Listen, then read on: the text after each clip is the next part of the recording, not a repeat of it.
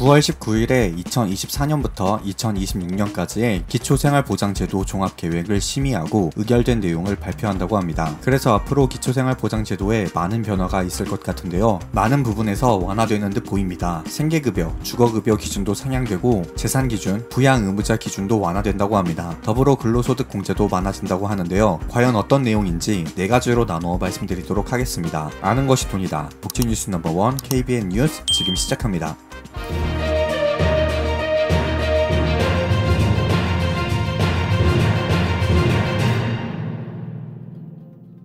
앞서 말씀드렸다시피 보건복지부는 3년마다 앞으로 3년 동안의 기초생활보장제도를 어떻게 운영할지에 대한 계획을 세웁니다. 지금 시행되고 있는 기초생활보장제도는 지난 2020년에 제2차 기초생활보장종합계획을 추진해서 그 계획에 따라 운영되고 있듯이 앞으로의 3년, 즉 2024년부터 2026년까지의 기초생활보장제도 종합계획을 9월 19일에 진행한다고 합니다. 19일 발표에 앞서 국민의힘과 정부가 이에 대한 논의를 지난 12일에 진행했는데요. 주된 골자는 이렇습니다. 기초수급자 기준 상향, 재산기준 완화, 부양의무자 기준 완화, 근로소득 공제 확대입니다. 과연 현 정부는 앞으로 3년을 어떻게 바라보고 운영할지 관련된 내용을 4가지로 말씀드리도록 하겠습니다. 첫 번째로 기초수급자 기준 상향에 대한 내용입니다. 현재 생계급여의 경우 기준 중위소득의 30%가 기준입니다. 하지만 회의 내용에 따르면 2024년에는 32%가 기준이 됩니다. 더 나아가 계속 상향시켜 2026년에는 35%까지 상향하기로 했습니다. 또한 주거급여는 현재 기준 중위소득의 47%가 기준입니다. 하지만 내년에는 48%가 기준이 되겠습니다. 이것 또한 단계적으로 상향시키고 2026년에는 50%까지 상향하기로 했습니다. 기준 중위소득 기준이 상향되었다는 것은 지금보다 소득 인정액이 더 많은 분들도 기초수급자가 될 수 있다는 것이죠. 쉽게 말씀드리면 올해보다 내년이, 내년보다 내후년에는 더 많은 사람이 수급권자 대상이 된다는 것입니다. 조금 자세하게 말씀드리면 2024년 기준 중위소득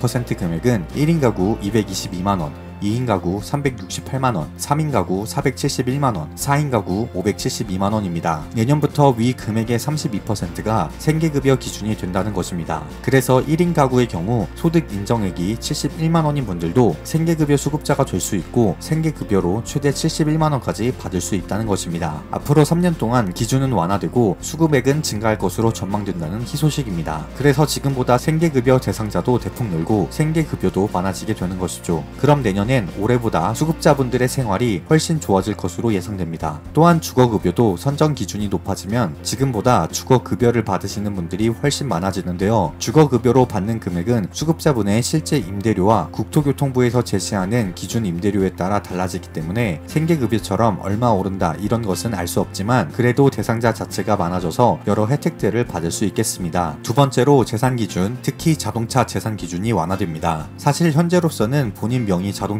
소유하고 계신다면 기초수급자는 될 수 없었는데요. 이유는 자동차 재산은 소득 환산율이 100%여서 자동차 가액이 100만원이면 매월 소득을 100만원으로 보기 때문인데요. 이와 관련된 내용도 2024년부터 변경됩니다. 생업용 자동차는 재산 산정에 제외해준다고 하고요. 다인 가구, 다자녀 가구, 도서벽지 가구에 대해서는 자동차 재산이 아닌 일반 재산으로 산정한다고 하는데요. 그래서 소득 환산율을 100%가 아닌 4.17%로 완화된다고 보시면 되겠습니다. 사실 자동차는 가정을 꾸렸다면 필수로 필요한 것인데요. 자동차를 소유했다는 이유로 소득은 적은데 수급권자에 탈락한다는 것이 불합리한 내용이었는데요. 2024년부터는 완화된다고 하니 큰 도움이 될 것이라 생각됩니다. 세 번째 내용입니다. 의료급여 부양의무자 기준이 단계적으로 완화됩니다. 의료급여는 다른 급여들보다 부양의무자 기준이 특히 더 까다롭습니다. 그래서 많은 국민들이 의료급여 부양의무자 기준 완전 폐지를 외치지만 아쉽게도 내년 계획에 논의된 내용은 단계적 완화입니다. 현재 의료급여 소득 인정액은 기준 중위소득 40% 이하입니다. 하지만 수급권자분이 기준 중위소득 40%에 해당하더라도 의료급여 부양 의무자의 소득이나 재산 조건보다 많다면 받지 못하고 있습니다. 보건복지부 발표에 따르면 위에 말씀드린 내용에 해당하시는 분들이 65만 명이나 된다고 하는데요. 그래서 제3차 기초생활보장종합계획에서 의료급여에 대한 부양 의무자 기준을 단계적으로 완화하여 빈곤 사각지대를 최소화하겠다고 합니다. 더 자세하게는 의료 필요도가 높은 중증 장애인이나 중증 희귀 난치 질환자를 대상으로 부양 의무자 기준을 완화할 것이라는데요. 19일 회의 후 발표가 어떻게 될지 관심 있게 봐야 하는 부분입니다. 마지막 네 번째는 근로소득, 사업소득에 대한 공제가 확대됩니다. 지난달에 발표한 내년도 기초생활보장제도에서는 청년들이 취업이나 창업을 해서 탈수급할 수 있도록 20대 청년에 대한 근로소득 공제 기준을 완화했습니다. 그래서 지금은 24세 이하에 해당하는 수급자에 대해서 근로소득과 사업소득의 40만원을 공제하고 나머지 금액에 대한 30%를 추가 공제해주는데요. 앞으로 24세 이하였던 기준이 29세까지로 늘어납니다. 또한 아직 확실한 내용은 없지만 빈곤 청년에게 근로소득, 사업소득 공제를 확대해주겠다고 했는데요. 이게 정확히 누구에게 얼마만큼 공제해주는지는 발표된 게 없습니다. 그래도 정부가 빈곤 청년들을 신경쓰고 있다는 걸 확인할 수 있었는데요. 이 또한 19일 회의 이후에 어떻게 발표가 될지 관심 있게 봐야 할 부분입니다.